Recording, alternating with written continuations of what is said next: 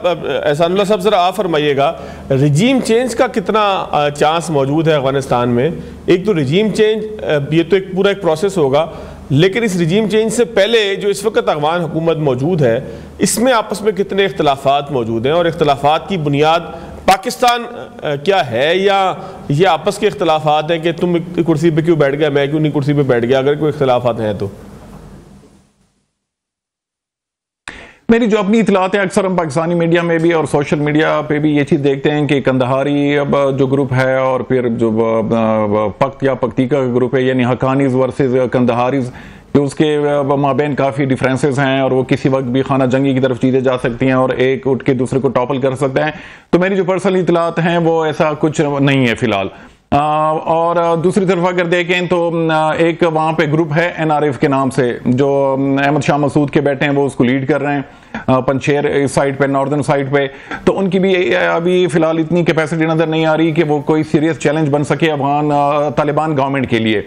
एक और ग्रुप जो जिहादी ग्रुप है, इस्लामिक स्टेट खुरासान प्रोविंस, जो दैश खुरासान, हाँ, उनकी तरफ से यानी सीरियस सिक्योरिटी थ्रेट्स हैं अफगान गुलबदीन साहब की जो पूरी पार्टी है हिज़्ब इस्लामी, वो तो जैसे तालिबान की हुकूमत आई तो उनको तो जितनी भी पॉलिटिकल पार्टीज थी उनको बैन किया गया, यानी उन पे पाबंदी है, वो जलसे वगैरह नहीं कर सकते। उनकी जो मीटिंग्स भी होती हैं अपने पार्टी के लोगों के साथ, तो वो भी उनके घर पे या उनका वहाँ पे एक मस्जिद है काबुल में, वहाँ पे लोगों से मिलते हैं। लेकिन पॉलिटिकल एक्टिविटीज, कैंपेनिंग वगैरह पे कंप्लीट पाबंदी है, वो सिर्फ हिज़्ब इस्लामी पे नहीं बल्कि जितनी भी पॉलिटिकल पार्टीज हैं उनके हवाले से पूरा उनका एक फतवा आ चुका है अफगान तालिबान का। ये दाइश खुरासान जो है वो सीरियसली तो यानी थ्रेट पोज कर रहा है अफगान तालिबान को। उनकी कैपेसिटी अगर नंबर वाइज देख लें वो तो बिल्कुल नहीं है, लेकिन उनकी एक कैपेबिलिटी हमने देखी है जब से तालिबान की हुकूमत आई है कि उनके स्लीपर सेल्स जो हैं वो, चाहे वो काबुल में भी यानी अक्सर हम सुनते हैं कि हर महीने या 2 महीने बाद एक वहाँ पे जो तालिबान इंटेलिजेंस सर्विस GDI उनकी तरफ से एक ऑपरेशन होता है ISKP के स्लीपर सेल्स के खिलाफ। तो वो टारगेटेड एसेसिनेशन उन्होंने की भी है। अफगान तालिबान के जो रिफ्यूजी मिनिस्टर थे खलील हकानी, उनको टारगेट किया गया। एक और बड़े सीनियर आइडियोलॉग थे अफगान तालिबान के अब्दुर्रहीम हकानी, उनको टारगेट किया गया।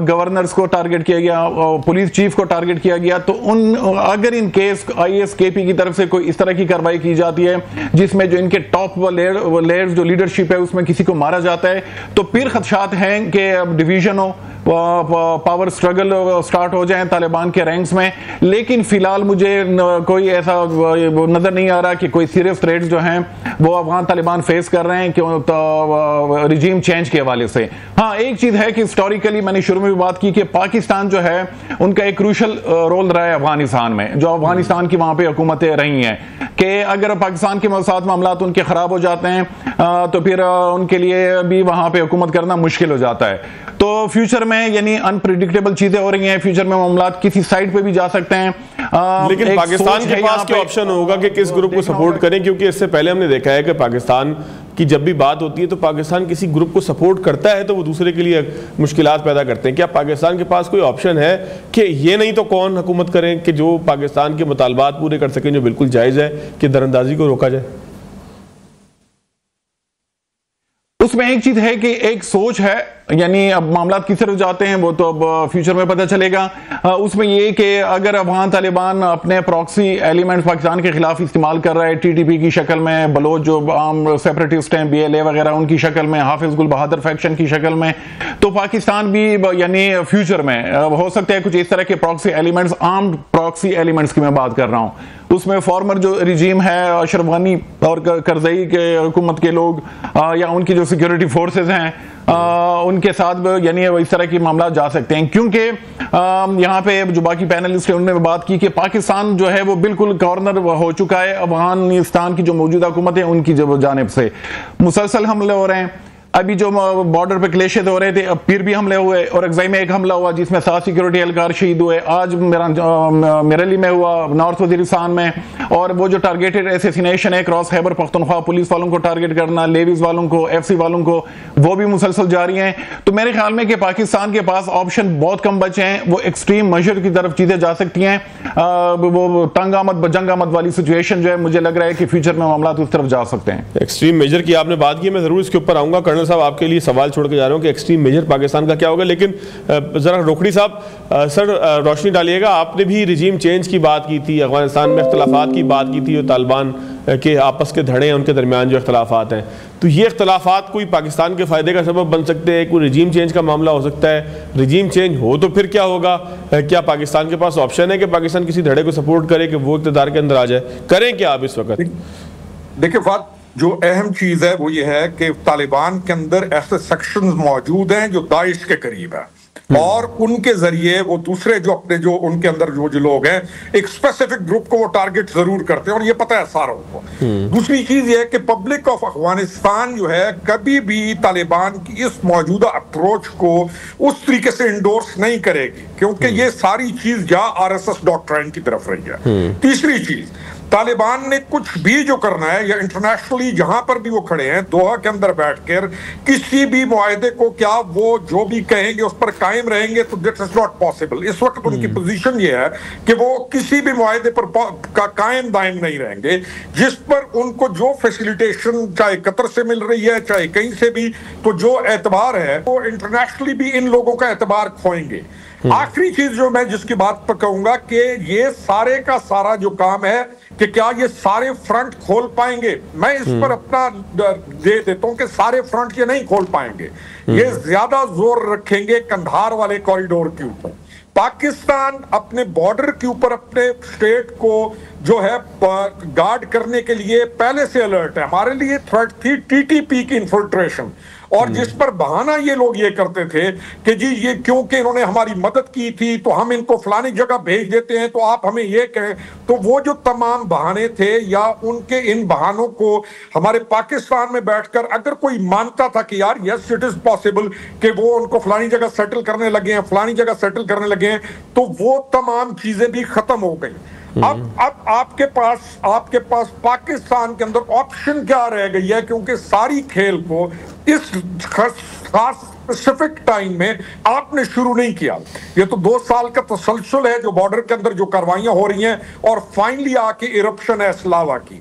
तो मेरे ख्याल के अंदर ये काम बढ़ेगा, और आप जितना मर्जी मुआहिदा करेंगे उनके साथ, आप इंटरनेशनल जो है चाहे दोहा है चाहे सऊदी है, आप उनकी बातों को पाबंद रहेंगे, क्योंकि आप एक कंट्रोल्ड स्टेट हैं। आपकी एक्टिविटीज एक पॉइंट से लेके आखिरी तक आपका जो ऑर्डर है वो कंट्रोल्ड है। आप एक रोग स्टेट नहीं है, जबकि उनका कमांड एंड कंट्रोल जो है वो किसी के हाथ में नहीं है। कहीं पर कोई आदमी किसी भी जगह एक लूज हरकत कर सकता है।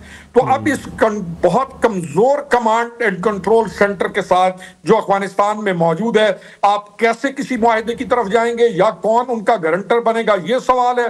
दूसरा, क्या वो रुकेंगे? मेरा ख्याल है कि ये चीज बढ़ेगी, और आपको वंस एंड फॉर ऑल कुछ लाइंस को डिसाइड करना पड़ेगा, और आप कर चुके हैं। और पाकिस्तान को क्या पब्लिक ऑफ अफगानिस्तान की तरफ से मज़ाहमत का सामना आएगा, या वो क्या पाकिस्तान के खिलाफ होंगे?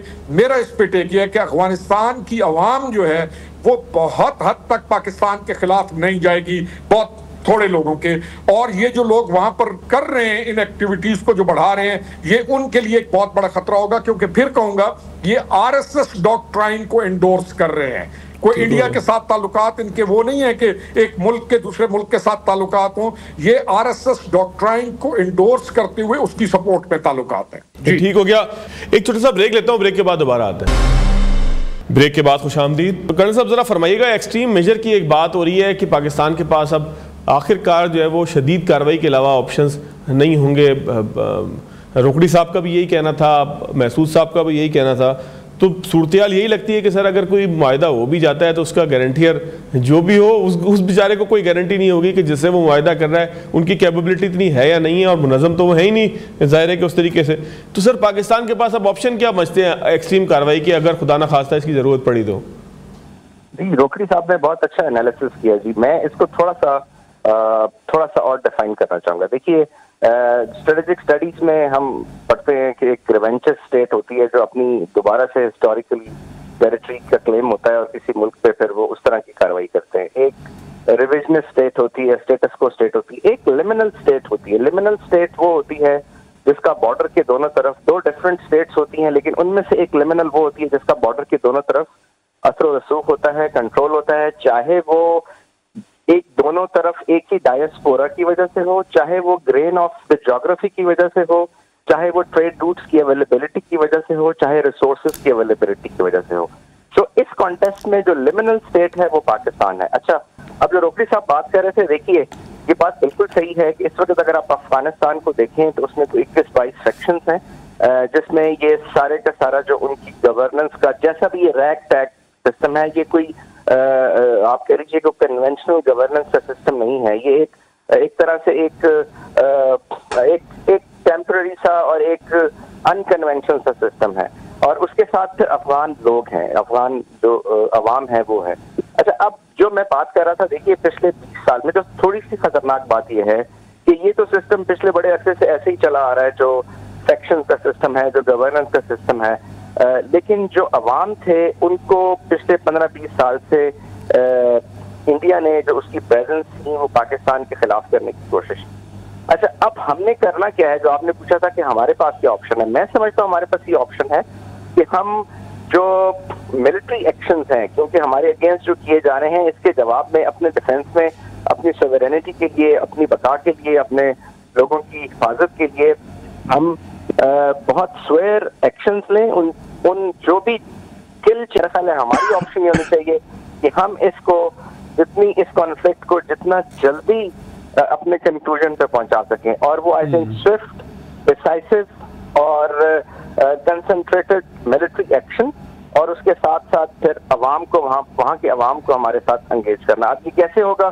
This has to be made. इसके लिए हमें अपनी साइड पे जो नेशनल एक्शन प्लान है उसको पूरा इफेक्टिव करना पड़ेगा, डिप्लोमेसी को करना पड़ेगा, और ऑफ कोर्स काइनेटिक एलिमेंट जो है उसकी application at the point of application बहुत अच्छे तरीके से करनी पड़ेगी। महसूस साहब, सवाल आपसे बनता है सर, आलमी बरादरी क्या करेगी? अमेरिका का छोड़ा हुआ तोहफा है, नेटो का छोड़ा हुआ तोहफा है, इत्यादी फौजों का छोड़ा हुआ तोहफा है। हमारे साथ तो वो हुकूमत बड़े अच्छे तरीके से चल रही थी जिसको मुल्ला अनवर क़यादत कर रहे थे। तो ये तो अमेरिका ने आकर वो फसाद फैलाया कि जिसकी बुनियाद पर आज हमसे हमारे गले डालकर जो है वो हार चले गए। तो आलमी बरादरी क्या करेगी? किसके साथ खड़ी होगी? कितना दबाव देगी अफगान तालिबान के ऊपर? ये सिर्फ दबाव देगी और अमली तौर पे कोई पाकिस्तान को सपोर्ट नहीं मिलेगी?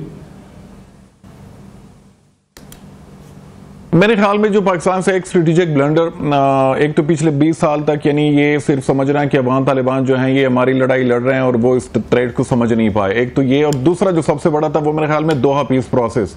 यहाँ पे खुद हमारे जो सीनियर ऑफिशियल्स हैं जो दोहा पीस प्रोसेस का हिस्सा थे बराह रास्त, तो वो खुद यानी क्लेम करते हैं कि हमने फैसिलिटेट किया इस पूरे प्रोसेस को, और वो फिर हमने इंटरनेशनल मीडिया में भी देखा कि पूरी दुनिया एक्नॉलेज भी कर रही है कि दोहा पीस प्रोसेस को पाकिस्तानी फैसिलिटेशन के साथ कंक्लूजन की तरफ वो लेके गए। अमरीकी खुद भी कहते हैं। तो वहाँ पे तो अमेरिका ने अपनी जो थी यानी सिक्योरिटी एश्योरेंस वो तो कराई कि अफगान सरजमीन जो है वो अमेरिका और उनके जो एलाइज है उनके खिलाफ इस्तेमाल नहीं होगी।